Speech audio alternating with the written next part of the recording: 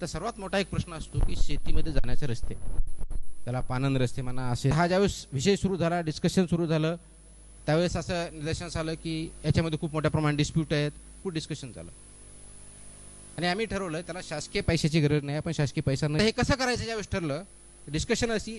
आणि मी शेतकरी असल्यामुळे गावापर्यंत जाण्यासाठी रस्ता नसतो, त्याच्यामुळे त्यांच्या मालाला वेळेवर लागेल, त्यासाठी जी काही तुम्हाला JCB लागेल तो तुम्ही तुमच्या खर्चातून द्यायचा. जर केला नाही तर त्याच्या पुढची जी कलमं आहे ती लावून मग काय आपले IPC नुसार जे करणार त्यापेक्षा मार्ग करून द्या, तुम्हालाही फायदा होईल आणि समोरच्याला फायदा होईल, इकॉनॉमी वाढेल.